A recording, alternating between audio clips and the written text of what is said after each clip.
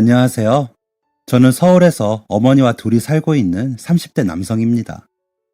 어머니와 오랜만에 여행을 앞두고 설레어서 대화를 나누다가 저희의 지나온 이야기를 들려드리고 싶어 이렇게 사연을 보냅니다. 저는 어렸을 때부터 어머니와 둘이 살았습니다. 아버지는 일찍 돌아가셔서 얼굴도 목소리도 기억나지 않습니다. 어머니는 생계를 위해 항상 일터에 나가 계셨고 저는 늘 혼자였습니다. 다른 어른들은 항상 저를 보며 안쓰럽고 불쌍한 아이라고 했었습니다. 저희 어머니는 잘못한 것도 없는데 눈초리를 받고 저희를 잘 알지도 못하는 사람들에게 쯧쯧 혀차는 소리를 들으며 지내오셨지요. 하지만 저는 사람들이 저를 안쓰러워하는 것도 불쌍해하는 것도 이해를 할 수 없었습니다. 저는 어머니 곁에서 누구보다 사랑받으며 행복한 유년 시절을 보냈으니까요. 어머니께서는 제게 필요한 것, 제가 갖고 싶은 것들을 꼭 해주시려고 애쓰셨고 덕분에 저는 남들이 뭘 하든 행복한 아이로 그렇게 유년 시절을 보냈습니다. 제가 중학교를 다니던 시절 아이들 사이에서 유행했던 공부방이 있었습니다. 학교를 마치고 친구들이 3355 공부방에서 다시 만나 어울리는 모습이 부러워 철이 없었던 저는 어머니께 그 공부방에 가게 해달라고 떼를 썼습니다. 어머니께서는 언제나 그랬듯 흔쾌히 그러겠노라 해주셨고 며칠이 지나지 않아 다른 아이들과 어울려 공부방으로 달려갈 수 있었지요. 지금 생각해보면 그때부터인 것 같습니다. 어머니께서는 늘 밥상에 앉아 입맛이 없다며 찬물에 식은 밥을 말아 드시고 저는 밥보다 라면을 더 자주 먹었던 기억이 납니다. 저는 라면을 좋아했습니다. 그래서 그 맛있는 라면도 한 젓가락 드시지 않고 반찬도 없이 맨밥만 드시는 어머니가 이해가 가지 않았습니다. 그저 밥상머리에서 어머니께 엄마는 밥이 그렇게 좋아? 라는 철딱선이 없는 말만 늘어놓았지요. 제 가슴에 가난이 스며들기 시작한 것은 그로부터 한 달 후였습니다. 다음 날 공부방 회비 납부를 앞두고 있었어요. 함께 저녁을 먹고 설거지를 하려 일어나시던 어머니께서 바닥에 쿵 하고 쓰러지셨습니다. 놀란 저는 어머니를 흔들어 깨워보려 했지만 정신을 차리지 못하셨어요. 허겁지겁 119에 신고를 하고 병원에 도착하니 선생님들이 어머니의 팔에 기다란 링거줄을 꽂으셨어요. 어머니께서는 TV에 나오는 사람들처럼 하늘색 이불을 덮고 가만히 누워 계셨습니다.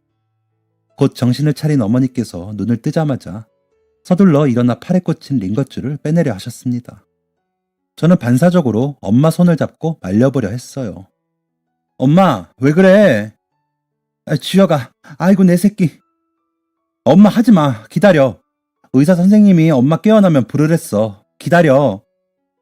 저는 침대 밖으로 뛰어나가 눈에 보이는 아무 선생님을 붙잡았고 곧 의사 선생님이 오셨습니다. 저는 그 모습이 낯설고 이상한 기분에 침대에서 멀리 떨어져 멀뚱멀뚱 바라보았습니다. 몸은 좀 괜찮으셔요? 스트레스 영양실조로 인해 탈진 상태가 오셨어요. 아이고, 전 괜찮아요. 저 좀 바로 가게 이것 좀 빼주세요. 아니요, 주사 다 맞으셔야 합니다. 아드님 얘기 들어보니 평소에 찬물에 밥만 말아 드신다고요. 식사 잘 챙겨 드셔야 합니다. 네, 알겠으니 저 좀 가게 해주세요. 환자분, 주사 다 맞고 가세요. 왜 마음대로 주사를 놓아주고 그래요? 필요 없어요. 어머니가 소리를 지르는 소리에 병원에 있는 사람들이 흘끔 쳐다보기 시작했고 옆에 서 있던 간호사 선생님이 어머니께 종이를 보여주며 설명을 하기 시작했습니다. 그러면 계산은 이것만 하면 된다는 건가요? 네, 환자분 30분만 더 누워 계시다가 수납차에 잠시 들려주시면 돼요. 주사는 다 맞고 가셔야죠. 알겠습니다. 감사합니다. 울그락불그락한 어머니의 얼굴을 그날 처음 보았습니다. 어머니는 병원에서 나와 집으로 돌아가면서도 아무런 말씀이 없으셨습니다. 그리고 다음 날 어김없이 찾아온 저녁 시간 어머니께서 또 찬물에 밥을 말고 계셨습니다. 가스레인지에는 매콤한 냄새가 나는 라면이 보글보글 끓고 있었어요. 저는 밥상에 수저를 놓으면서 왠지 어머니를 말려야 할 것 같다는 생각이 들었습니다. 엄마, 왜 또 찬물에 밥 말아 먹어? 의사 선생님이 그렇게 먹으면 안 된다고 했잖아. 아니야, 주여가. 괜찮아. 엄마가 입맛이 없어서 그래. 그래도 이거 먹지 마. 예전처럼 다른 거 반찬 해 먹으면 되잖아. 다음에. 엄마, 괜찮아. 뭐가 다음에야. 그렇게 먹지 마. 엄마 또 아프면 어떡해. 그만. 주여가. 그만. 라면 불겠다. 얼른 먹어. 엄마 왜 그래? 엄마 그거 먹으면 나 라면 안 먹을래. 또 아프잖아. 먹지 말라니까. 손주혁, 그만하고 그냥 먹으라니까. 엄마도 다 너하고 먹고 살려고 이러는 거야. 넌 몰라도 돼. 그러니까 엄마한테 그만 대들어. 어머니는 그날 병원에서처럼 붉어진 얼굴을 하고 소리를 지르셨습니다. 저는 참 못나게도 걱정보다 어머니가 제게 화를 내는 것에 대해 반항심이 들었던 것 같아요. 지고 싶지 않았습니다. 그래서 냉장고를 벌컥 열며 저도 같이 소리쳤어요. 반찬 하기 싫어서 그런 거 다 알아. 내가 반찬 해줄게. 해준다고. 그러나 벌컥 열어 제낀 냉장고 안은 텅 비어 있었습니다. 주전자에 끓인 마실 물과 김치, 케찹. 무언가 잘못되었다는 생각이 들었어요. 제가 냉장고 문을 열고 미동 없이 서 있자 어머니께서 숟가락을 밥상에 던지듯 내려놓으셨습니다. 네가 무슨 반찬을 해, 조그만 게. 그냥 학교 열심히 다니고 공부나 하는 거야. 네 나이 때는. 엄마가 너 낳았으니 엄마가 책임지는 거야. 아픈 게 중요한 게 아니야. 너는 아직 그런 거 몰라야 해. 엄마, 무슨 말 하는 거야? 내가 뭘 몰라야 하는데. 냉장고에 왜 아무것도 없어? 냉장고 문 닫아. 먹을 거 살 돈 없는 거야? 냉장고 문 닫아, 손주혁. 대답하지 않고 말을 돌리는 어머니가 너무 답답했습니다. 저는 냉장고 문을 닫지 않고 집을 뛰쳐나왔습니다. 등 뒤로 냉장고 문을 닫는 소리와 어머니가 절 부르는 소리가 들려왔지만 뒤돌아보지 않았어요. 울컥하는 마음에 뛰쳐나왔지만 갈 데가 없었습니다. 괜히 초등학생 때나 드나들던 놀이터에 가만히 앉아 있었어요. 곧이어 어머니께서 제 이름을 부르며 달려오셨습니다. 엄마가 잘못했어. 집에 들어가자.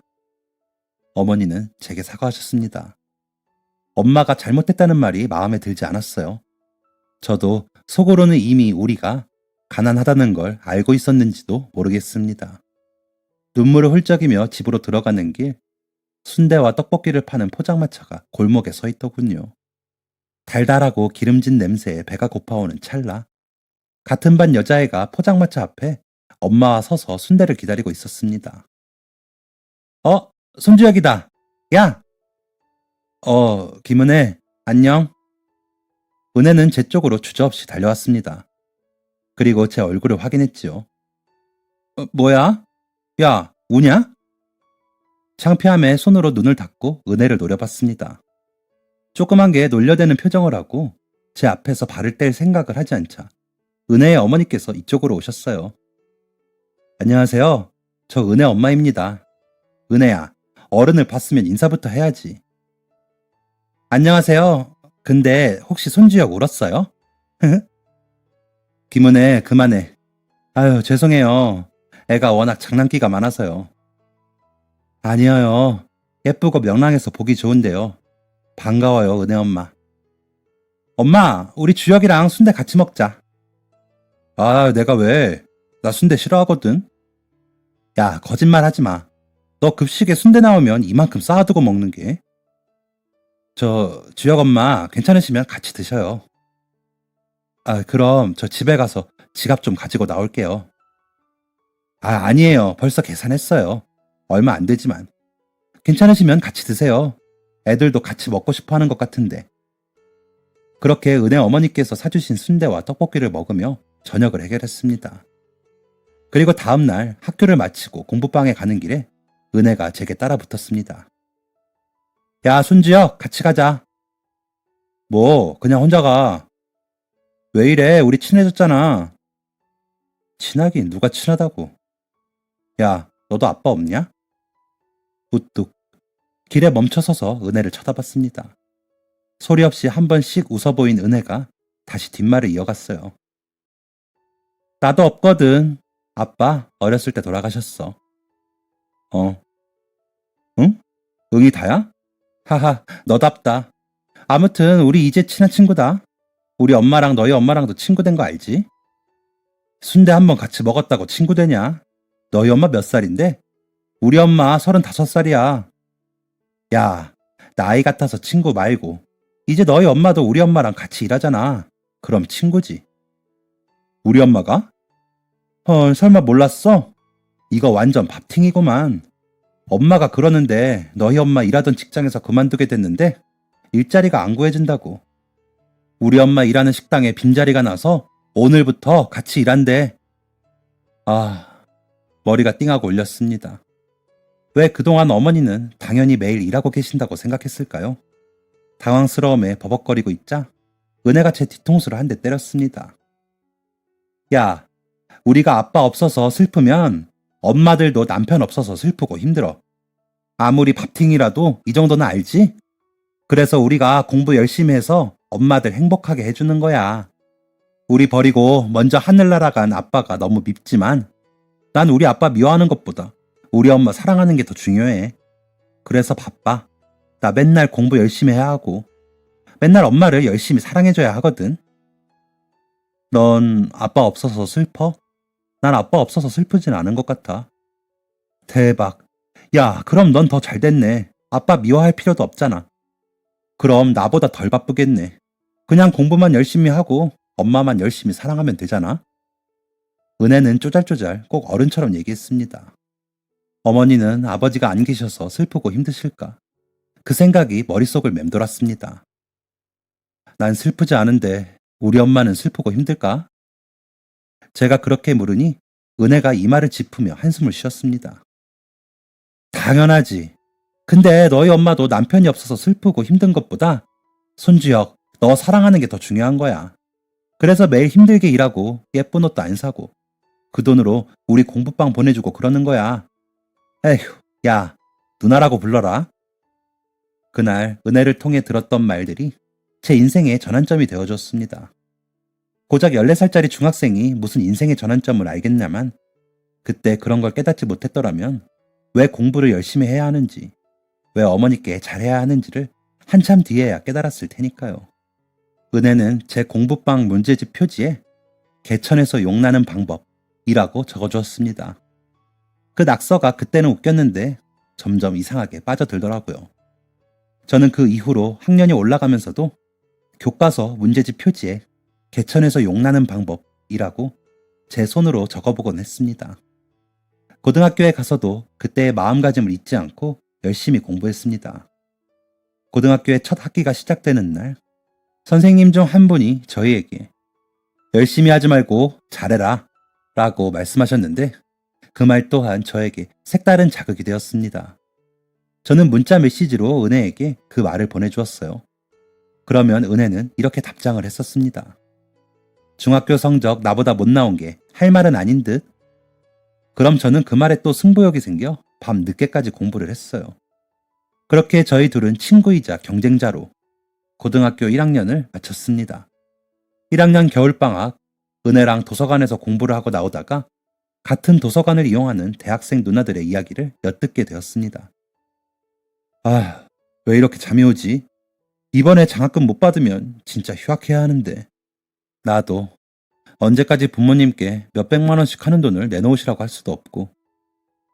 그러니까 용돈 받는 거 죄송해서 주말 알바 해봤자 겨우 10만 원 안팎인데 방학 동안 같이 알바라도 바짝 할래?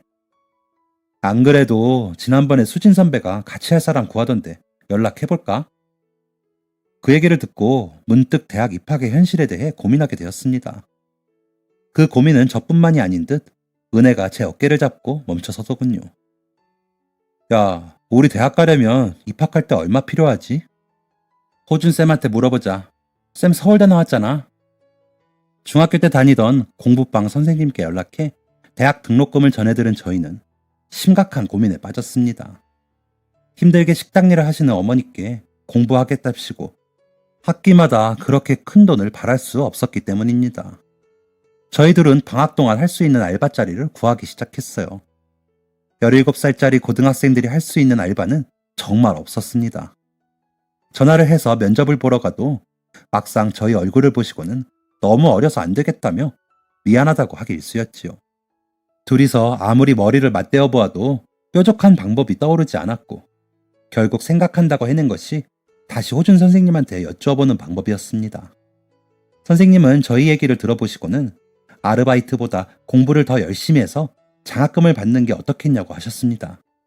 그래서 살짝 부끄러웠지만 제가 서울대를 갈 건데 장학금 받으려면 얼마나 공부를 잘하면 될까요? 라고 여쭈었죠. 비웃을 거라 생각했던 저희의 예상과 달리 선생님께서는 며칠 뒤에 다시 연락을 주겠다며 전화를 끊으셨습니다. 은혜는 은혜답지 않게 한숨을 푹 쉬었습니다.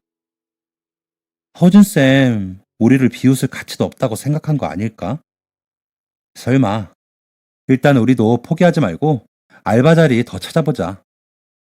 집에 가서 마저 공부를 하면서도 머릿속에는 내내 알바에 대한 걱정뿐이었습니다. 그리고 다음날 호준 선생님께 다시 연락이 왔습니다. 선생님은 저희의 아르바이트 자리를 구해주기 전에 어머님들께 연락을 드리는 게 맞다고 생각했다며 허락은 받았고 내일 공부방에 들러 같이 면접 보러 가자고 하셨지요. 저희는 깜짝 놀라고야 말았습니다. 아니, 엄마한테 말씀하시면 어떡해요? 어이구, 미성년자가 알바하려면 법적으로 부모님 동의가 필요하거든요, 학생 여러분아. 내가 너희들 사정 모르는 것도 아니고. 그런 상황에 공부하겠다는 마음 버리고 나쁜 길로 빠질 법도 한데 끝까지 공부 잘해서 성공하겠다는 그 마음이 예뻐서 너희들이라면 서울대 갈 수 있을 거야. 다만 코피 터지도록 열심히 해야겠지? 선생님이 도와줄 테니까 내일 1시까지 공부방 앞으로 와. 어머님들께는 선생님이 잘 말씀드렸으니 동의서 받아오고. 공부를 마치고 집에 돌아가자 어머니께서는 부모님 동의서를 들고 저를 기다리고 계셨습니다.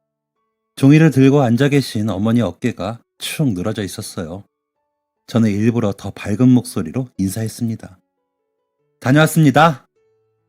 어머니께서는 그제서야 저를 보고 환히 웃으셨습니다.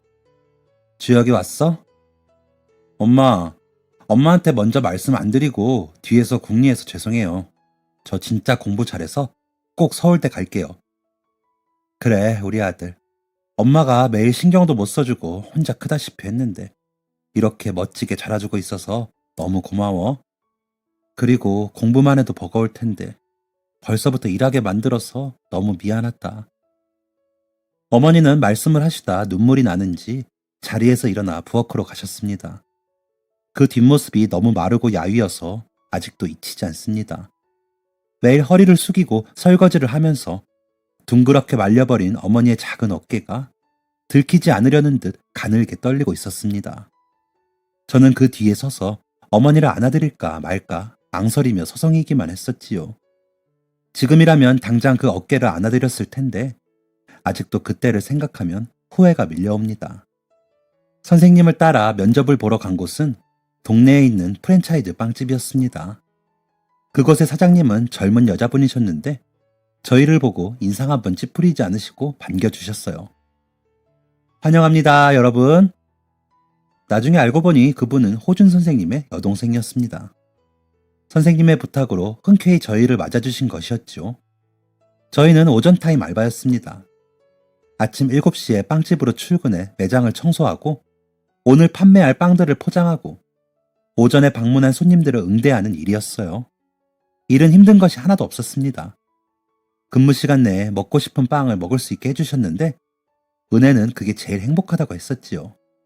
알바를 마치면 오후 3시, 나머지 시간들은 도서관에 들려 공부를 했습니다. 저녁이 되면 너무 잠이 오고 피곤했지만 그럴 때마다 책상 너머 서로의 팔뚝을 꼬집어주며 졸음을 떨쳐낼 수 있었어요. 알바를 해서 몸이 피곤하다고 공부를 소홀히 하면 대학에 갈 수 없으니까요.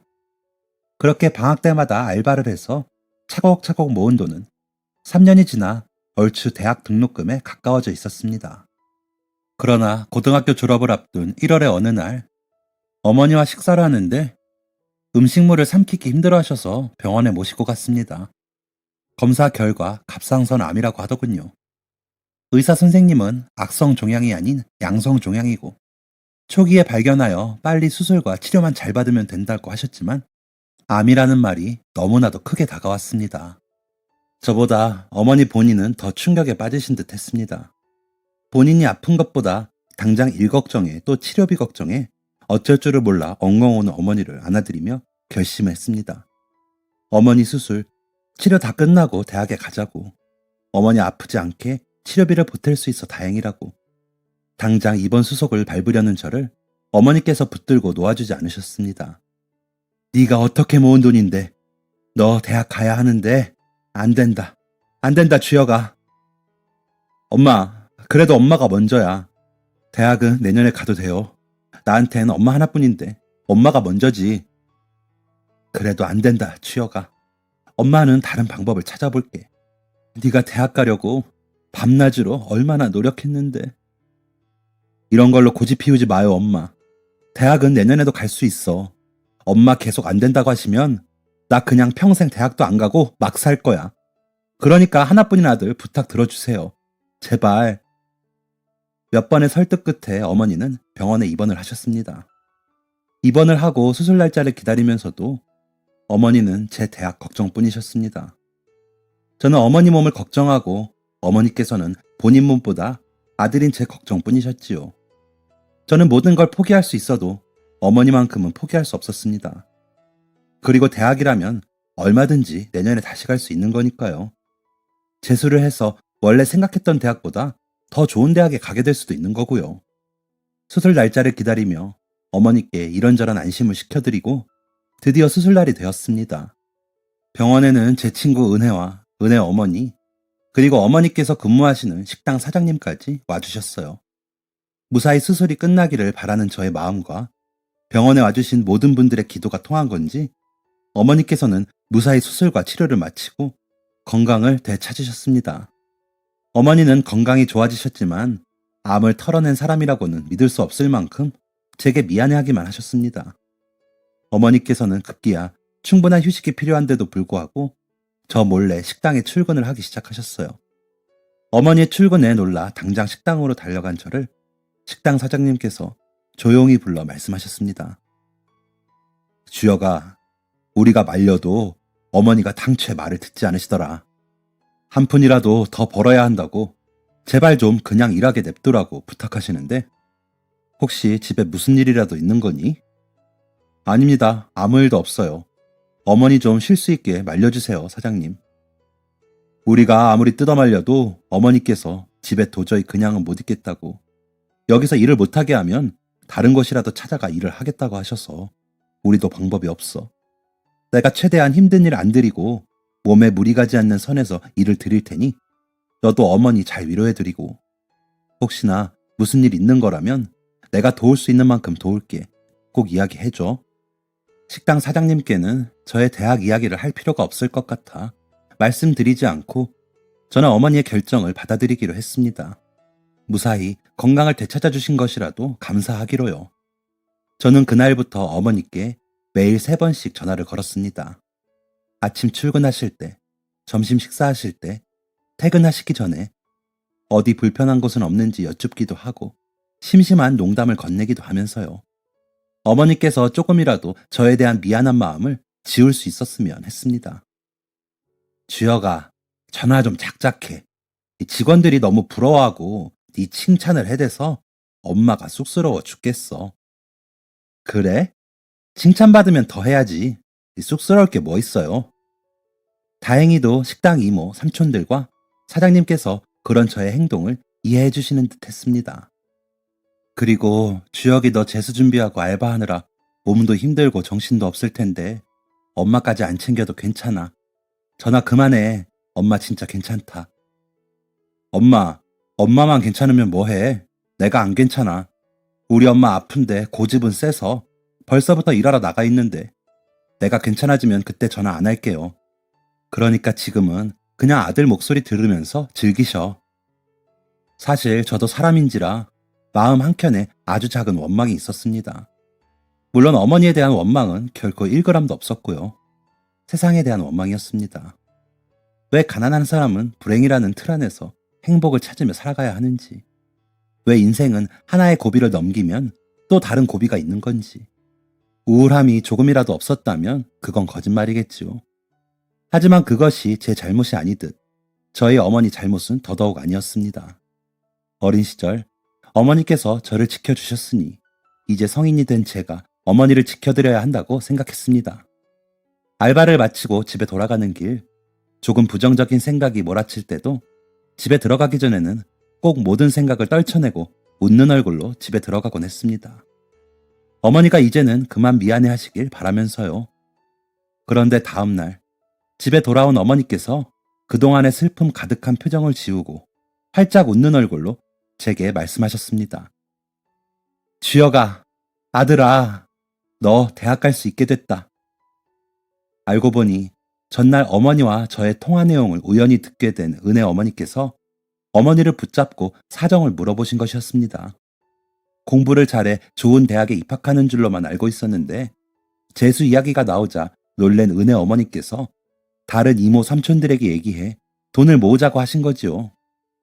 이모 삼촌들께서 돈을 모으기 시작하자 식당 사장님도 사정을 알게 되셨고 큰 돈을 보태주셨다고 하더군요.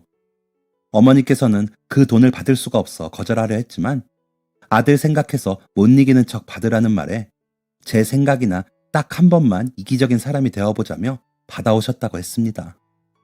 어머니와 함께 일하시는 분들 모두 다들 힘들게 사는 걸 아는데 저를 위해 없는 돈을 쪼개서 보태고 사장님까지 큰 돈을 보태주셨다니 너무 믿기지 않았습니다. 내가 정말 이렇게 살아도 되나? 하는 의심까지 들었습니다. 세상에 공짜는 없지요. 저는 그동안 어머니와 둘이서 살아오며 그 누구보다도 그것을 잘 알고 있습니다. 이렇게 선뜻 저를 위해 큰 돈을 모아주신 어른들께 너무 감사했습니다. 저는 어머니의 출근길에 함께 식당으로 찾아가 어른들께 감사 인사를 드리기로 했습니다. 제가 식당 문을 열고 들어가자 카운터에서 오픈 준비를 하시던 사장님께서 반갑게 맞이해 주셨습니다. 오, 우리 식당의 브레인, 서울대 손주혁이. 사장님, 떨리는 마음으로 안녕하세요 하고 인사를 드리려 했지만 사장님의 따뜻한 인사말에 그만 눈물부터 터져나왔습니다. 남 앞에서 눈물을 흘린다는 게 너무나도 낯설었지만 사장님은 그런 저를 보고도 모른 척 덤덤하게 티슈 한 장을 쥐어주셨습니다. 야, 주혁아, 너 왜 울어? 은혜 어머니와 식당 이모들이 저를 보시고는 다가와 걱정을 하시더라고요. 제가 먼저 감사 인사를 꺼냈어야 하는데 이렇게 제 걱정부터 먼저 해주시는 어른들이라니요. 저는 더 목이 메어왔습니다. 저 너무 감사해서 왔습니다. 모아주신 돈들 제가 꼭 갚겠습니다. 저 진짜 공부 잘해서 좋은 회사 들어갈게요. 몇 배가 되든 꼭 성공해서 꼭 갚겠습니다. 너무 감사하고 고마워요. 이모, 삼촌, 그리고 사장님. 야 임마, 갚을 필요 없다. 우리가 너 하나만 보고 그렇게 돈 모은 거 아니다. 다 너희 어머니하고 그동안 지낸 세월이 있으니 그런 거지. 너같이 똑똑한 아들이 본인 때문에 대학 입학도 못하고 재수를 하게 생겼는데 그 마음이 얼마나 아프셨겠냐. 네가 학교 다니며 알바해서 네 손으로 직접 등록금을 모았다는 것도 대견한데 그렇게 기다리던 대학 입학을 어머니를 위해 포기하는 모습에 우리도 가만히는 못 있겠더구나. 항상 오늘 같은 마음으로 어머니께 잘해드리고 우리는 네 그 고마운 마음만 받을게. 그리고 우리 식당에서 서울대가 나왔는데 말로 표현 못할 경사이기도 하고 이 녀석아. 그래 주혁아, 사장님 말씀이 다 맞다. 우리가 어떻게 모른 척을 하겠니? 너희 어머니랑 우리가 어떤 사이인데. 그럼 네가 보통 착한 아이였으면 우리도 이렇게까지 못했다. 이리 와봐라, 안아보자. 그동안 얼마나 마음고생이 심했니? 사장님과 이모님들의 말씀을 듣던 삼촌 한 분이 넓은 품에 저를 꼭 안아주셨습니다. 우리 딸도 이번에 대학 입학하는데 너를 보고 있으면 꼭 내 아들 같다. 사는 게 힘들어도 굳건하게, 씩씩하게 그렇게 잘 살아보자. 멋진 사나이로. 감사합니다. 정말 감사합니다. 저는 그렇게 저를 배려해 주신 식당 사장님과 직원분들 덕분에 서울대에 입학할 수 있었습니다. 대학교에서 친구를 사귀고 술도 마시고 놀거리에 빠져들고 싶어질 때마다 그날 어르신들이 해주셨던 진심 어린 말들을 다시 되뇌이며 마음을 다잡았습니다. 고등학교 때와는 너무나도 다른 세상이었지만 저는 이를 악물고 공부해서 매 학기 장학금을 놓치지 않고 졸업을 기다렸습니다. 대학 생활은 눈 깜짝할 사이에 지나갔고 졸업 후 저는 그동안 쌓은 성적과 스펙으로 회사를 고르고 골라 대기업에 취직하게 되었습니다. 회사에 가니 저보다 더 똑똑하고 월등한 사람들 뿐이었어요. 학교를 다닐 때보다 더 많은 사람들과 경쟁, 협력을 반복하며 업무에 적응해 갈 때쯤 꿈에 그리던 첫 월급이 들어왔어요. 통장에 찍힌 금액을 보니 기분이 정말 이상했습니다.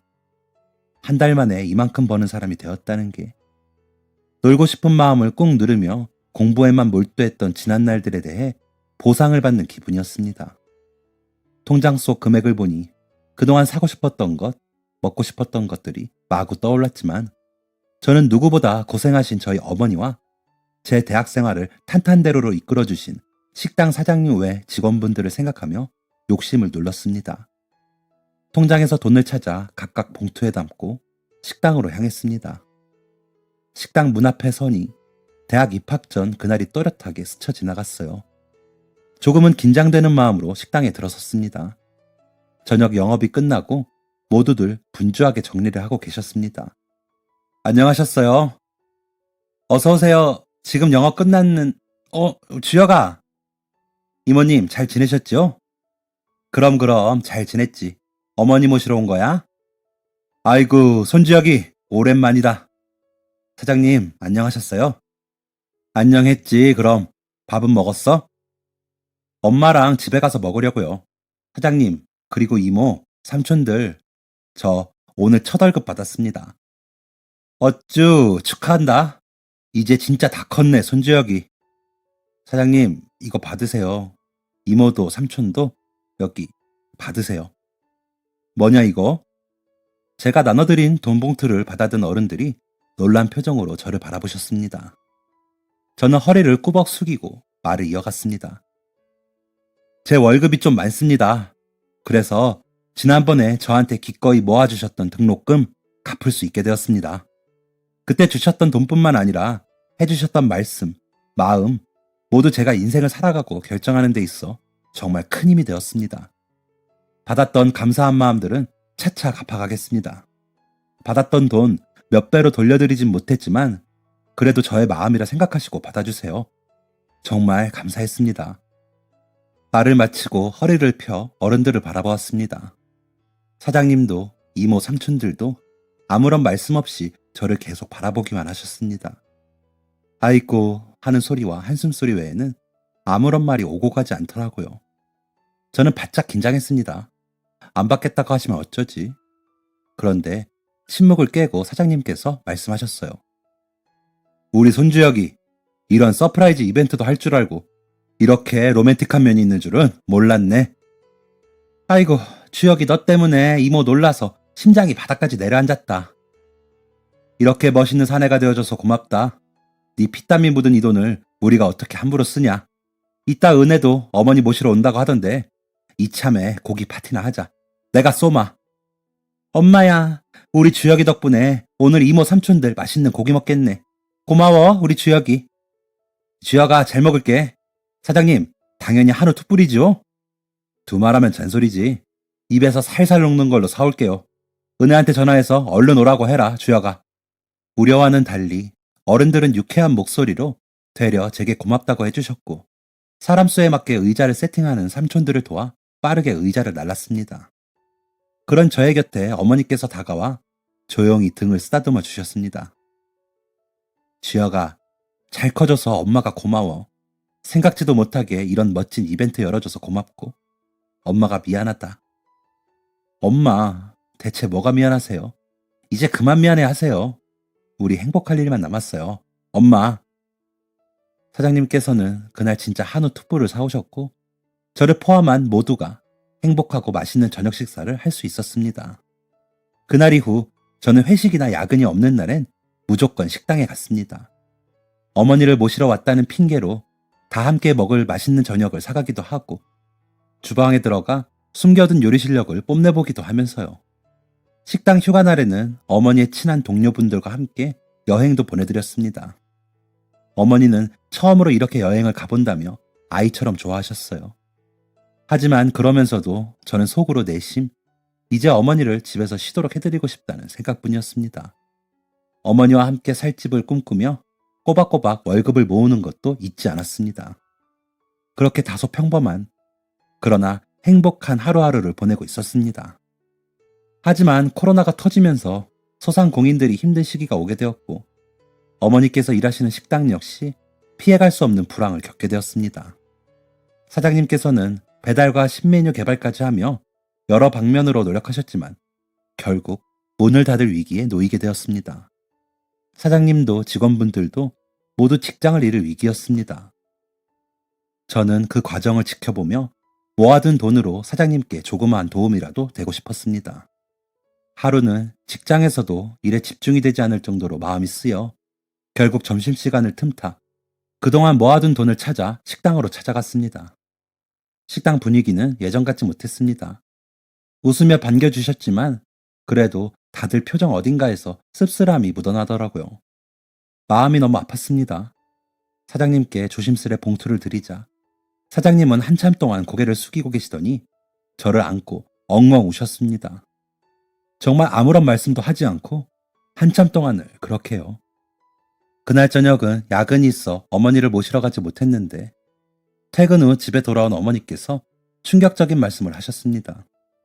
사장님께서 제가 드린 돈을 다시 어머니께 돌려드렸다고요. 어머니께서 받아오신 봉투를 보며 저는 좌절하게 되었습니다.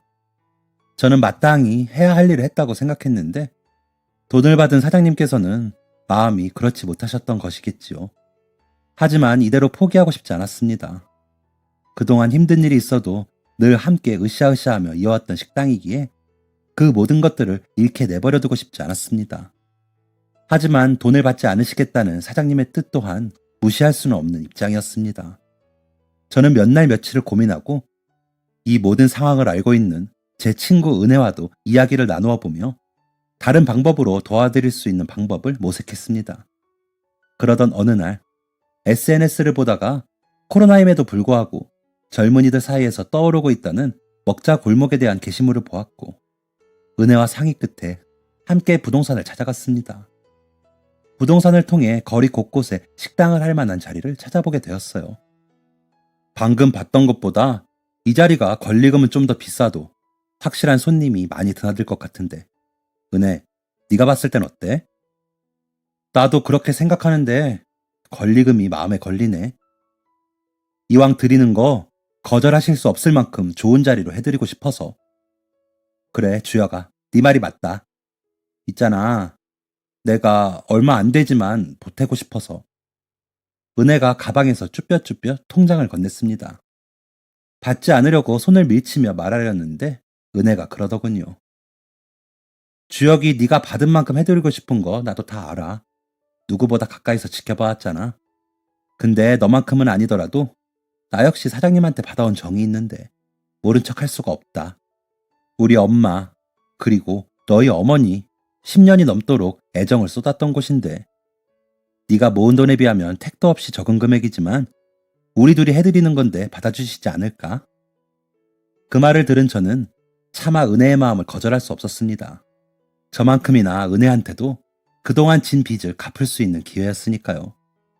여기서 다시 장사를 시작하신다고 해서 좋은 결과만 있으리라 장담하지 못하는 저희 둘이었지만 이대로 무너지게 하고 싶지 않은 마음은 같은 것이겠죠.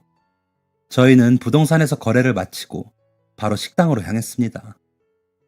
어서와 얘들아, 오늘은 둘이 같이 왔네. 어머님 모시러 온 거야?